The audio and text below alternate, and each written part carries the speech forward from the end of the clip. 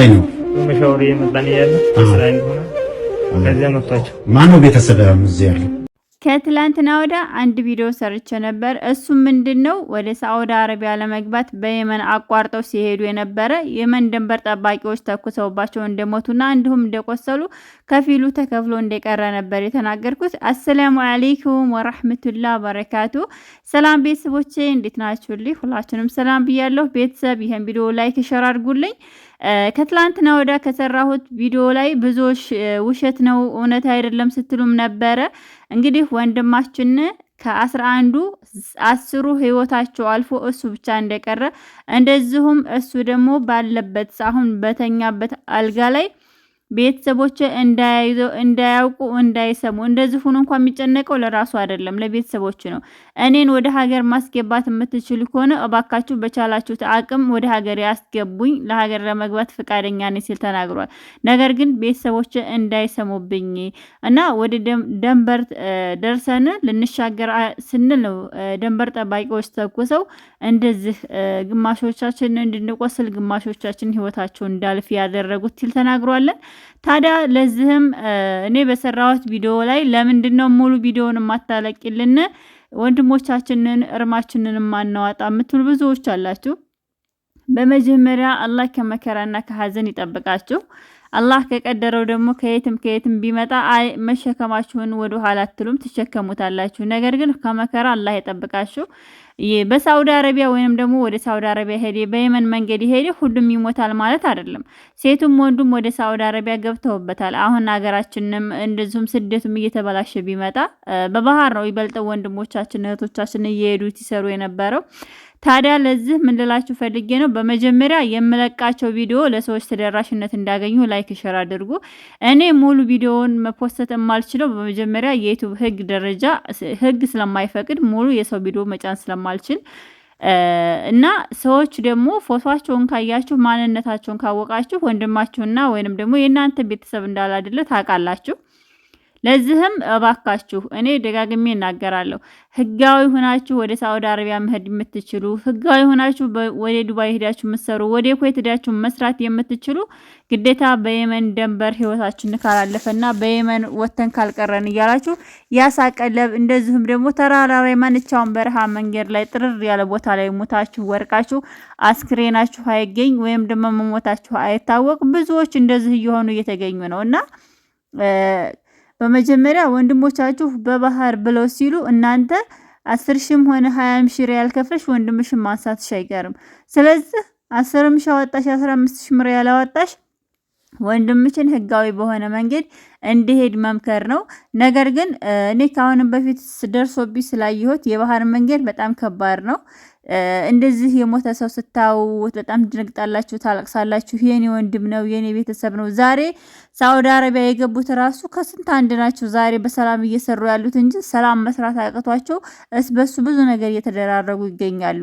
ነገር ግን ለዚህም ታዲያ እርስ በራሳችን ነው አለመስማማት። ሁለተኛ ደግሞ ሀገራችን ላይ ወደውና ፈቅደው አይደለም ወደ ስደት የሚሄዱት። አትሄዱም ብንላቸው ሀገራችን ላይ ያለው ጉዳይ የሚያኖራቸውና የሚያስቀምጣቸው ስላላደለ ነው። ህይወታችን ቢጠፋ የሚጥፋ እያየን ከዚህ አንሞትም ብለው እየወጡ ያሉትና ለዚህ ታዲያ ምንድነው መሆን ያለበት? በመጀመሪያ እንደዚህ አይነት ደላላዎችን ማጋለጥ፣ በባህር የሚወስዱትን ህጋዊ ደላላ እያለ በህጋዊ መሄድ እየተቻለ በህገ ወጥ ደላላ የሚሄዱትን ማጋለጥ፣ እንደዚሁም ደግሞ ወደ የመን እኛው ነን የምናበረታታቸው፣ ሌቦችንም የምናግዛቸው እኛ ነን፣ ደላላዎችንም የምናግዛቸው እኛ ነን። እኛው ወጥተን ብራችንን እንሰጣል፣ እኛው ወጥተን እንቀራለን።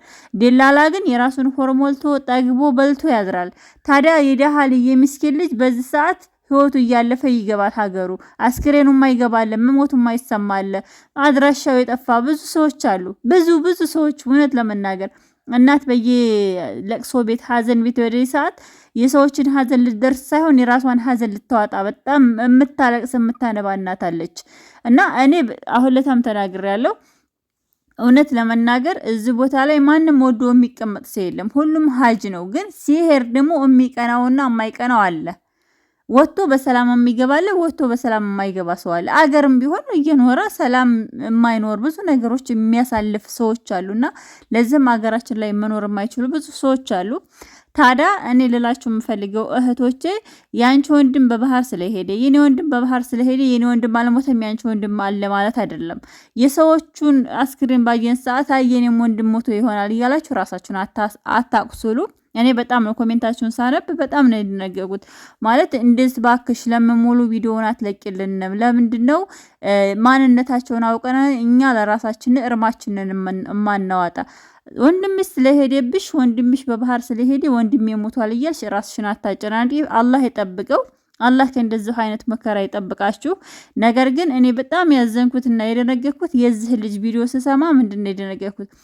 የራሱ መመታት የራሱ መቁሰል ሳያስደንቀው የራሱ ወርቆ መቅረት ሳያስደንቀው በዚህ ሁኔታ እህቴ እንዳታየኝ፣ በዚህ ሁኔታ አባቴ ወንድሜ እንዳይሰሙ፣ በዚህ ሁኔታ ማንም ሰው እንዲያቅብኝ አልፈልግም። እኔ ደህና ነኝ። እሱ እኮ ቪዲዮ እየተቀረጸ ነው። ቪዲዮ መቀረጹ ምናምን አያውቅም።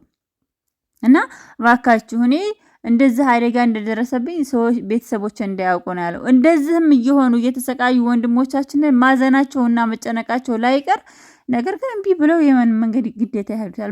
በጣም በብዛት የመን መንገድ የሚጠቀሙት በጣም ብዙዎች አሉ። ደግሞ አሁን ላይ በጣም የተለመደው ነገር ምንድነው? ደላላ ገና ህፃናቶችን ቤተሰቦቻቸው ምንም አይነት ገንዘብ የሌላቸው መሆናቸውን እያወቁ ሰርቶ ክፍያ ሰርታችሁ ትከፍላላችሁ። ሴት ወንዱ አይቀርም። በእውነት አሁን ላይ ማለት ነው ሰርቶ ክፍያ ይባላሉ፣ ይሄዳሉ። ደንበር ሲደርሱ ይሄን ያህል ሺህ ብር አስገቡ።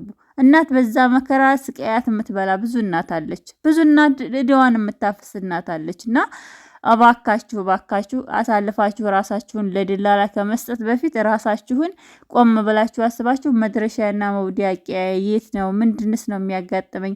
ቆሞ ማሰብ ማንንም አይጎዳም። እና በዛን ታይም ደግሞ ቪዲዮ በምንሰራበት ሰዓት ቪዲዮ እያያችሁ እንኳን ቪዲዮ እየሰማችሁ እንኳን ቪዲዮ ሼር አታረጉም። በእውነት በጣም የሚገርመኝ ነገር ለምንድነው የሚጠቅም ነገር ስንሰራ ቪዲዮ ስንለቅ ለምንድነው ሼር ማታረጉት? ለምንድነው ላይክ ማታረጉት? እኛ እዚህ ቦታ ላይ ሁላችንም ማለት ነው የራሳችንን ስራ መስራት እንችላለን። ግን ያሳዝናሉ እህት ወንድሞቻችን እንደዚህ ሆኖ ስናያቸው እኔ ተሰሚነት አለ ብዬ ሳይሆን እንደ አንድ ሰው ደግሞ ሰውነቴ እንደ ሰው ይሰማኛል። እንደዚህ ሆኖ ስናየው ይሄ ልጅዮ ያለበት ወይንም የወደቀበት እህት ወንድሞቹ እንዳውት ቤተሰቦቹ እንዳውት ዛሬ ቆስሏል፣ ታሟል፣ ነገ ሐኪም ቤት ሄዶ ህይወቱ እንዲቀጥል ነው። ታዲያ እንደዚህ አይነት ቪዲዮ ስታዩ ደግሞ እናንተ ሼር አታረጉም። እውነት በጣም ደግሞ ትሳደባላችሁ። ለምን ሙሉ ቪዲዮን አይሆንም? ለምን አላየነውም? እኔ በመለቅበት ሰዓት ዩቲዩብ እኔን እንዲቀጣኝ አልፈቅድም። ምክንያቱም ነገም ቪዲዮ መስራት እፈልጋለሁ። ነገም ሌላ አዲስ ነገር ይኖራልና ለዛም ነው ውድ ቤተሰቦች በጣም ወዳችኋለሁ፣ አከብራችኋለሁ። ወዳችሁ ፈቅዳችሁ መርጣችሁ ለምትከታተሉኝ እጅግ በጣም ከልብ አመሰግናለሁ። አላህ ከእንደዚህ አይነት መከራና ስቃያት እሱ ይጠብቀን። ወጥቶ ከመቅረት በሰው ሀገር ላይ ፈሶ ከመቅረት ይጠብቀን። አሰላሙ አለይኩም ወራህመቱላሂ ወበረካቱ።